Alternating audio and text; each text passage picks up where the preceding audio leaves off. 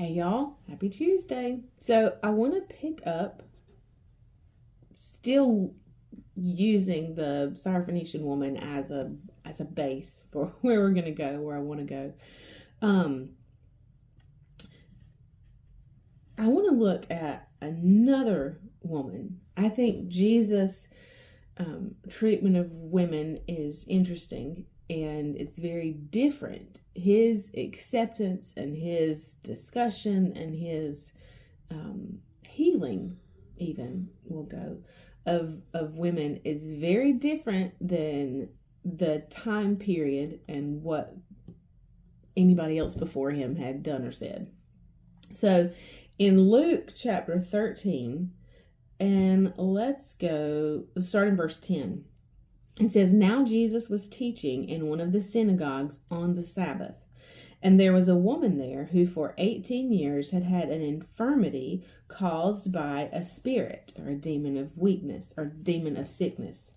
"She was bent completely forward and utterly unable to straighten up or look upward. And when Jesus saw her, he called her to him and said to her, 'Woman, you are released from your infirmity.' And he laid his hands on her, and instantly she was made straight. And she recognized and thanked and praised God.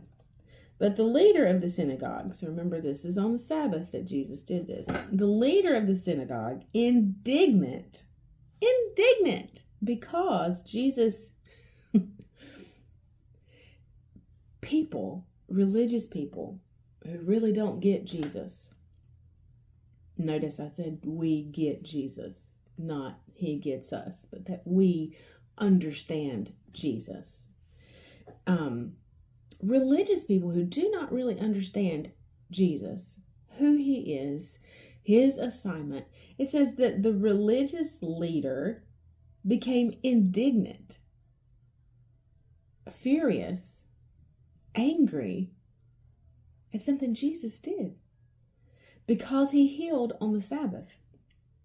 So this man said to the crowd, not to Jesus who's been teaching in the synagogue. Now the leader stands up to correct what Jesus has done. He stands and says to the crowd, "There are 6 days in which work ought to be done. So come on those days and be cured, and not on the Sabbath day." So this leader is correcting Jesus based on the law, right? Because the law of Moses says that the Sabbath is holy and set apart, and you do no work on the Sabbath from sundown to sundown.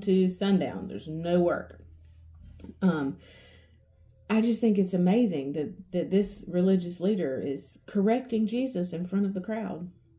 And Jesus, ever so calmly and quietly, together, collected, says, "But the Lord replied to him, saying, 'You play actors, you hypocrites.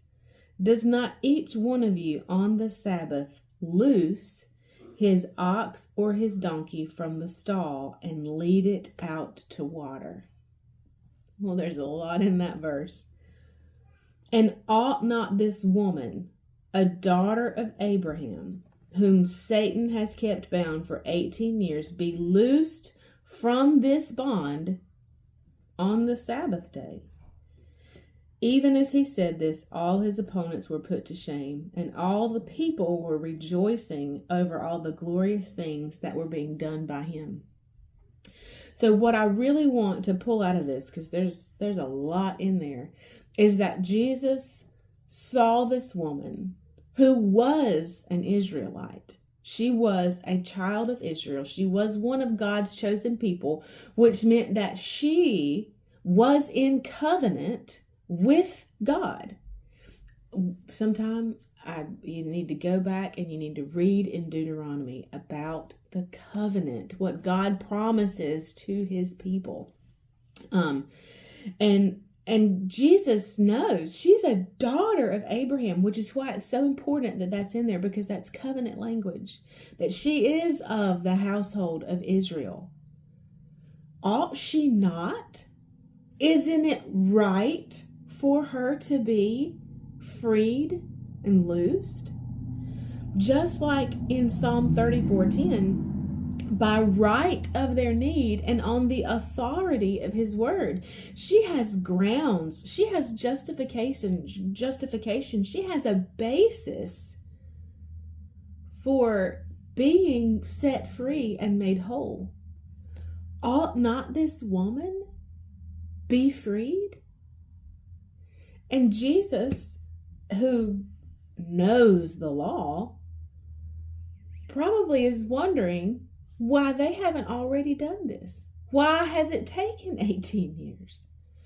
But when you are in relationship with God, you have right and you have authority, grounds, and basis to go before the Father and to receive what you need. We'll pick up here tomorrow. I'll see you then. Bye, y'all.